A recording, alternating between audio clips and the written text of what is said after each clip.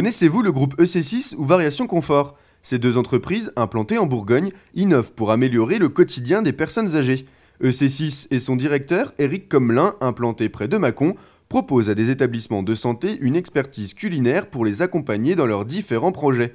Des guides de bonnes pratiques aux techniques innovantes de cuisson, tout est bon avec EC6. On peut déjà partir du principe que la prise en charge nutritionnelle aujourd'hui en France, et on peut dire par extension dans tout, l'Europe occidentale, ne fonctionne pas bien. On a un taux de dénutrition en centre hospitalier qui est au-delà de 50%. On peut dire que l'hôpital en général ou les établissements de santé en général sont de formidables usines à dénutrir pendant le séjour de la personne en institution. Et pas que pour des raisons médicales ou autres. Et donc en établissement, en institution d'hébergement, ce que sont les établissements qui accueillent les personnes âgées de type EHPAD, centre de gériatrie, ou les établissements qui accueillent les personnes handicapées, ce taux de dénutrition est bien supérieur.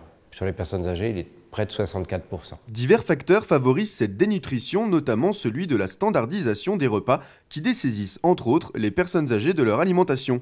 Sans compter que les moyens dont bénéficient ces établissements ne suffisent pas pour individualiser la prise en charge alimentaire. L'enjeu est donc à la fois simple et indispensable, améliorer la qualité nutritive des aliments sans en augmenter le coût en remettant la notion de plaisir au centre de tout. Tout un programme. On a commencé dès le début de notre entreprise, dans les années 2006, par écrire un guide avec des partenaires sur la prise en charge des personnes en fin de vie dans les hôpitaux. Parce qu'on estimait que la philosophie de prise en charge de ces personnes, qui tournait encore dans beaucoup d'établissements sur un acharnement nutritionnel, alors qu'il n'y avait plus lieu d'être, et on a, avec des toubibs et avec des professionnels de ce secteur d'activité, lancé un pavé dans la mare en disant qu'il était peut-être intéressant de retrouver et redonner aux personnes qui finissaient leur vie dans un établissement une notion de plaisir, et que l'on gomme les notions de plan alimentaire, de menu, d'équilibre, etc. Et qu'une personne qui voulait manger des fraises et boire un verre de vin rouge, elle le pouvait, il n'y avait aucune raison contre ça. Ces guides ont notamment apporté des réponses concrètes sur les différentes étapes de la maladie qui viennent occasionner de fortes contraintes par rapport à la prise alimentaire. On a écrit 4 guides pour la mission d'expertise et d'audit hospitalière sur les textures modifiées, sur les bonnes pratiques, etc. Et on a lancé un gros chantier avec une autre entreprise qui s'appelle Saveur et Vie, qui est spécialisée, qui est un de nos partenaires, spécialisé dans le portage à domicile. On a écrit un guide qui s'appelle Alimentation Alzheimer. Donc comment s'adapter au quotidien au niveau de l'alimentation et de la nutrition de ces personnes. Des techniques innovantes pour pallier aux difficultés que rencontrent les personnes atteintes de la maladie d'Alzheimer. Parmi elles, le manger-main, pour remplacer l'impossibilité de se servir de couverts, auquel a été adaptée la cuisine moléculaire. On a dans notre équipe un expert en la matière et donc on redonne de la forme aux aliments, c'est-à-dire qu'on est capable de reconstituer à s'y tromper un bœuf bourguignon, une tranche de pomme, un demi-avocat, etc. Mixé avec de la cuisine moléculaire. Donc on arrive à faire des aliments qui ont une forme, qui peuvent être pris en main et mangés. Un peu, ça va de la texture, ça tourne autour de la texture chamallow à peu près. Divers projets sont en cours avec le pôle de gérontologie interrégionale pour mesurer l'impact de ces solutions sur les pathologies et l'évolution du statut nutritionnel des patients. De l'autre côté de la Saône, près de Tournus, c'est un domaine différent qui est traité dans l'entreprise Variation, puisqu'ici sont fabriqués des fauteuils pour les personnes âgées. Ultra personnalisables, fonctionnels à souhait, ces fauteuils permettent d'éviter de nombreux désagréments. Que ce soit vous, moi, dans une certaine mesure, on va passer 2 heures dans un fauteuil dans la journée. Au fur et à mesure qu'on avance en âge, on passera plus de temps.